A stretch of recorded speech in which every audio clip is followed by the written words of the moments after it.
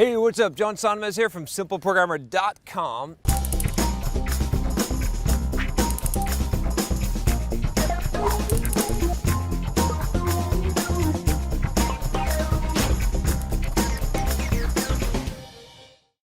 And I got a question from a high school student. He wants to know how high school students can become a developer. This is from LJ, and he says, "Hi, my name is Lejeune. I am 15 years old and I am learning programming. I have an issue in finding which platform to learn. Can you recommend me some online platform or courses that have good content for learning programming? Can you give me some tips for planning my time to do coding? Can you make a video on how high school students can plan time for coding?" He gives a little bit of additional info. He says, "I'm 15 years old currently and I need to go to school, come back home at 5 p.m., do homework and study. I have less time to plan time to do coding. Can you make a video for how high school students can become a developer as I'm having difficulties in planning time to learn? Maybe you can give a guide on planning time too. I'm currently a beginner in Android development. I need help with getting the right platform to learn too, as there are so many platforms and courses that are available." So, okay, so I've got a few suggestions here. First of all, I mean, awesome that you're like 15 and you're watching these videos and you're like planning this out already. You're concerned about becoming a developer. That's awesome. At 15, I wasn't really thinking that big. I mean, I was doing some coding, but I wasn't thinking, along the lines that you are. So it's hard because you have time pressures. But I will tell you something that I don't mean to, paint a negative picture of life, but I will tell you that you're not going to be getting more time in life. It's going to be less. Right? That's what happens is like, you always think you're going to have time for stuff and you never have time for stuff. So if you want something, if it's a priority to you, you have to make time and you just have to learn how to do this. I get so many people that email me asking about working out and, they say they don't have time for workout and you can't possibly, maintain the physique you do with, if you've got a family or you've got work responsibilities or something like that. And my answer is no, you have to prioritize the time. Like I put on my calendar when I'm going to the gym or when I'm running and I don't miss it.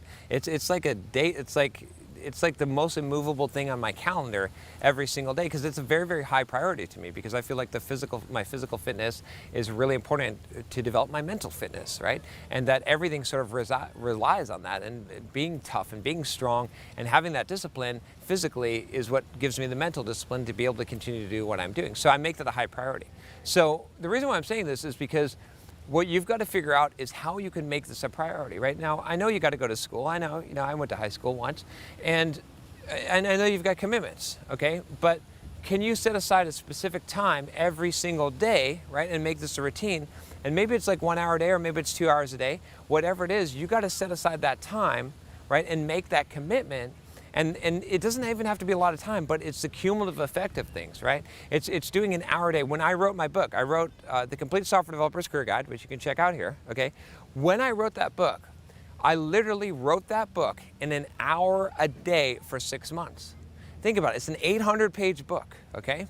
That's the power of the cumulative effect. There's actually a really good book on this. I think it's called The Compound Effect, okay?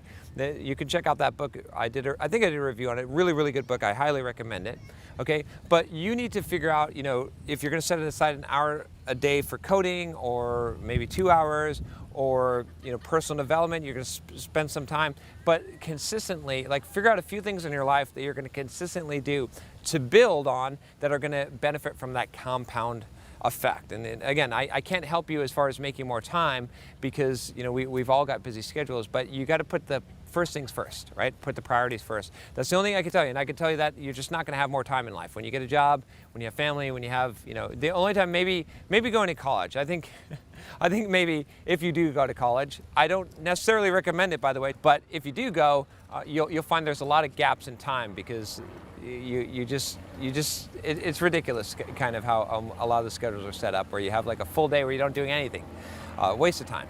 So anyway, let's talk a little bit about what you said about learning or like resources online. I've said this a couple of times. I've done a couple of videos today where I've talked about this, but I'll rehash it real quick, which is that you need to pick a goal. There's no place that you're just going to learn. Right? I know school system teaches you, like, you go to a class and you learn a thing. It doesn't work that way in the real world. In the real world, you have a goal. You say you learn X so you can do Y. So what is the do Y that you want to do? What do you want to do? You want to build something? You want to build a robot? You want to build a web application? How about a mobile application? What is it?